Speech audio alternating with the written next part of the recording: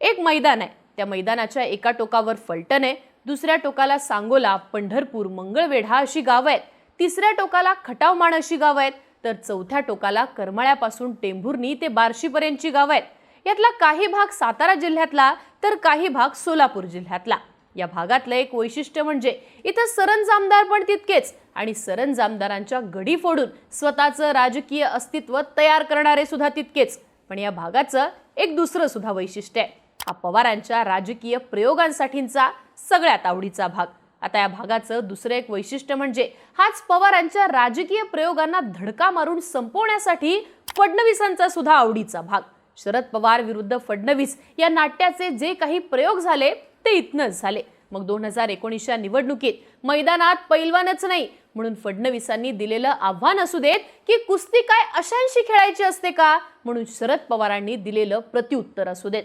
शरद पवार विरुद्ध फडणवीस या सामन्याच्या खेळी इथनं सेट होतात आणि मग त्या महाराष्ट्रात रंगतात. नेमक्या कशा तर अगदी 4-5 महिन्यापूर्वी झालेल्या लोकसभेचं उदाहरण घेऊयात. माढ्यातनं फडणवीसांनी मोहितेंचा हट्ट डावलत रणजित निंबाळकरांना उमेदवारी दिली. पवारांनी जानकरांच्या वावड्या उठवल्या आणि पवारांच्या गळाला मोहिते पाटील लागले. पवारांनी मोहितेंच्या बंगल्यावर सुशीलकुमार शिंदेंना बोलावलं. तिघे एकत्र भेटले आणि आखणी झाली. पवार विरुद्ध फडणवीस या राजकारणाचा दुसरा अंक माढ्यात रचला गेला. त्या वातावरणावर शरद पवार स्वार झाले आणि अगदी वर्धा ते दिंडोरीपर्यंतचं लोकसभेचं मैदान मारून आले. आता या पट्ट्यातनं विधानसभेसाठी तिसरा अंक कसा निघतो यावरती बरीच समीकरणं ठरणार होती. पण तिसरा अंक म्हणावा तसा रंगला नाहीये. उमेदवारी अर्ज भरण्याची मुदत एका दिवसावर आलीये तरी तो रंगत नाहीये. पण असं का?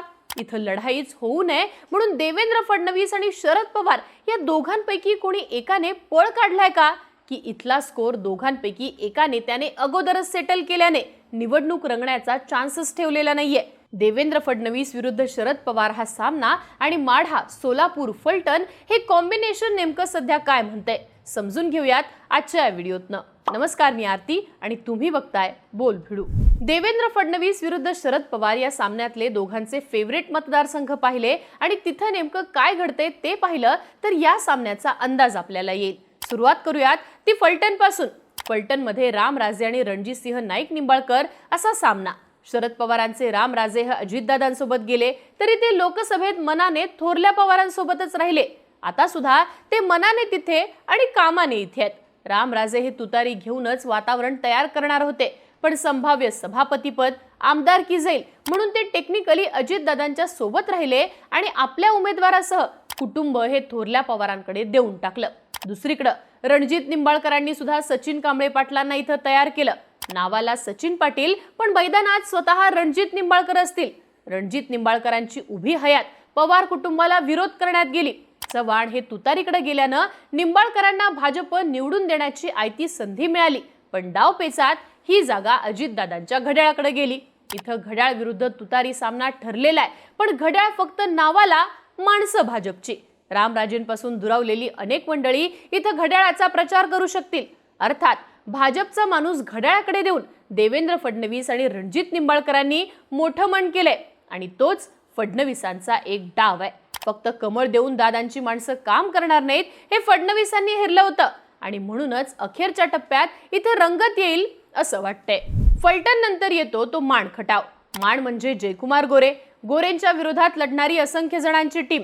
यातल्या प्रत्येकाला त्या टीमचा कॅप्टन व्हायचं असतं, ज्याचा फायदा जयकुमार गोरेंना होतो. यावेळी मात्र शरद पवारांकडनं इथं कोणाला थांबवायचं हे प्रकरण अखेरपर्यंत चाललं.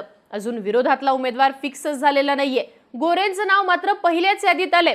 आता शरद पवारांनी प्रभाकर देशमुखांना इथं थांबण्यासाठी सांगितलंय आणि प्रभाकर घारगेंना पवारांकडनं इथनं ग्रीन सिग्नल मिळेल असं सांगण्यात येते. पण शेखर गोरे आणि जयकुमार गोरे ही दिलजमाई यावेळी शेवटच्या टप्प्यात होईल असं निश्चित समजलं जाते. अर्थात या सामन्यात फडणवीसांनी ताळमेळ बसून शरद पवारांना काँग्रेस आणि इच्छुक यांच्यामध्ये गुंतवून ठेवल्याचं दिसतंय. आता तिसरा सामना आहे तो पंढरपूरचा. इथं परिचारक, अभिजित पाटील, समाधान अवताडे आणि भालके अशी सत्ता केंद्र. यातले अभिजित पाटील लोकसभेला फडणवीसांनी आपल्याकडे खेचले आणि पवारांनी ते लोकसभेनंतर माघारी खेचले. परिचारक मात्र बांधावर तुतारी घ्यावी की नको याचा अंदाज शेवटपर्यंत घेत राहिले. पवारांनी परिचारकांची वाट पाहिली खरी, पण बहुत देर हो गई सनम आते आते अशी अवस्था त्यांची झाली. परिचारकांना थांबवणं फडणवीसांना चांगलंच जमलं, त्यामुळे हा विजय फडणवीसांचा. परिणामी शरद पवारांनी ही पंढरपूरची जागाच काँग्रेसला सरेंडर केली, पण माणूस मात्र आपला दिलाय. आता भालके सुद्धा पवारांची काही पहिली पसंती नव्हते, ते परिचारकच होते. पण परिचारकांना थांबून अवताड्यांचं तिकीट बसवणं हे देवेंद्र फडणवीसांना जमलं आणि याचा फायदा घेणं शरद पवारांना शक्य झालेलं दिसत नाही. यानंतरचा चौथा मतदारसंघ आहे तो मोहोळचा. राजन मालकांनी पलटी मारली तर गेम फिरणार. मतदारसंघात वातावरण शरद पवारांचंच, पण मालक एकच, राजन मालक. हे डबल इंजिन पवारांना मिळालं तर पवारांना सोपं होतं.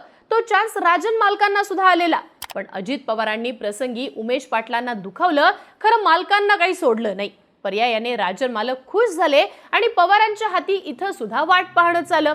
अखेर शरद पवारांनी रमेश कदमांच्या मुलीला तिकीट दिले, पण राखीव मतदारसंघात तिकीट नाममात्र आहे हे पवारांना सुद्धा माहिती आहे. इथंही अजित पवारांच्या सक्रियतेनं संभाव्य सामना हा संपुष्टात आलाय असंच आपल्याला म्हणावं लागतं. यानंतरचा पाचवा मतदारसंघ आहे तो माळशिरसचा. शरद पवारांनी इथं मोहितेंसहित जानकरांची मोट बांधण्यात यश मिळवलेलं, पण लोकसभेनंतर उत्तमराव जानकरांचं राज्य पातळीवरती महत्त्व तयार करत मोहितेंना अस्वस्थ करण्यात पवारांनी ते सुद्धा यश मिळवले. उत्तमराव जानकर आणि मोहिते पाटील हा तसा गेल्या अनेक वर्षांचा उभा संघर्ष, त्यामुळे आता पैरा फेडताना मोहितेंची निश्चितपणे तगमग होऊ शकते. हे कुठेतरी देवेंद्र फडणवीस सुद्धा हेरायला लागलेत. इथनं राम सातपुतेस मैदानात असतील असं बोललं जाते. अखेरच्या क्षणात कोण मैदानात येईल हे सांगता येत नसलं तरी मोहिते पाटलांचं मन आता कोण राखतं यावरती इथं शरद पवार जिंकतात की फडणवीस हे आपल्याला निश्चितपणे कळेलच. सहावा मतदारसंघ आहे तो सोलापूर जिल्ह्यातला माढा. बबनदादा शिंदे हे अजितदादांकडनं लढण्यासाठी उत्सुक नाहीयेत, म्हणून ते शरद पवारांकडे गेले. तसे बबनदादा कुठूनही माढ्यातनं उभे राहिले तरी ते सेफच होते, पण मुलाचं मैदान सोपं म्हणून त्यातल्या त्यात शरद पवार असा गेम त्यांनी आखला. माढ्यातनं सुद्धा अनेक जण इच्छुक, पण दोन्हीकडनं अजून तिकीट जाहीरच झालेलं नाहीये. ना बबनदादा शिंदे हे तुतारीकडनं लढणार हे निश्चित झालंय, ना शरद पवारांनी मोहिते पाटील किंवा अभिजित पाटलांना हिरवा झेंडा दाखवलाय. जर बबनदादा किंवा त्यांचे पुत्र रणजित शिंदे अपक्ष उभे राहिले तर तसा तो फडणवीसांचाच विजय असेल. नेहमीप्रमाणे सिंचन योजनेसाठी पाठिंबा हे त्यांचं सूत्र असू शकतं, पण विरोधात कोण? शरद पवारांचं इथे अजून काहीही ठरलेलं नाहीये. पर्यायाने इथं सुद्धा काहीच सामना रंगलेला नाहीये. सातवा मतदारसंघ आहे तो करमाळ्याचा. करमाळ्यातनं संजय मामा हे अपक्ष लढतील आणि त्यांच्या विरोधात पवारांनी नारायण पाटलांना मैदानात उतरवलंय. पण शक्य असतं तर संजय मामांना पक्षात घेऊन अजितदादा किंवा फडणवीसांनी निवडणूक लढवायला सांगितलं असतं, पण ते या दोघांनीही केलेलं नाहीये. धनगर समाजातला उमेदवार देऊन शरद पवारांनी आखणी केली आहे, पण ती भाजप विरोधात नाहीये. त्यामुळे राज्यामध्ये वातावरणात इथं रंगत दिसत नाहीये. आठवा मतदारसंघ आहे तो बार्शीचा. इथं सोपल हे पवारांकडनं असते आणि राजेंद्र राऊत फडणवीसांकडनं असते तर रंगत आली असती. पण सोपल उभे राहिले ते ठाकरेंकडनं, तर राजेंद्र राऊत हे एकनाथ शिंदेंकडे गेले, त्यामुळे ते शिंदेंकडनं लढतील. पण सोपल हे शरद पवारांनी सोडल्यानं हा सामना सुद्धा सुटलाय. नववा मतदारसंघ आहे तो सांगोल्याचा, जिथं उद्धव ठाकरेंनी हस्तक्षेप करत दीपक साळुंखेंना तिकीट दिले. शेकापनं बाबासाहेब देशमुखांना उतरवलं तर शिंदेंकडनं शहाजी पाटील सुद्धा आहेत. या सामन्यामध्ये ना फडणवीस येत आहेत ना शरद पवार, त्यामुळे इथली रंगत सुद्धा संपलीये. थोडक्यात मान खटाव आणि माळशिरस हे मतदारसंघ सोडले तर शरद पवार विरुद्ध फडणवीस एकमेकांच्या समोर येताना दिसत नाहीत. जिथं येऊ शकत होते अशा पंढरपूर सारख्या ठिकाणी पवारांचे डावपेच सध्या तरी फसल्याचं दिसतं. अर्थात सामना होण्याचा चान्स न देणं हा सामना जिंकण्याचाच प्रकार. फडणवीसांनी इथं डावपेच आखलेत आणि पवारांनी सुद्धा, त्यामुळे पळालं कोण यापेक्षा यावेळी ती रंगत नाहीये असंच इथलं चित्र हे म्हणता येईल. तुम्हाला काय वाटतं? या महत्त्वाच्या मतदारसंघांमध्ये शरद पवार विरुद्ध फडणवीस ही लढत नेमकी का टळली असेल? याबद्दलच्या तुमच्या प्रतिक्रिया कमेंट बॉक्समध्ये लिहून नक्की कळवा आणि अशाच राजकीय घडामोडी पाहण्यासाठी बोल व्हिडिओला सबस्क्राईब करा.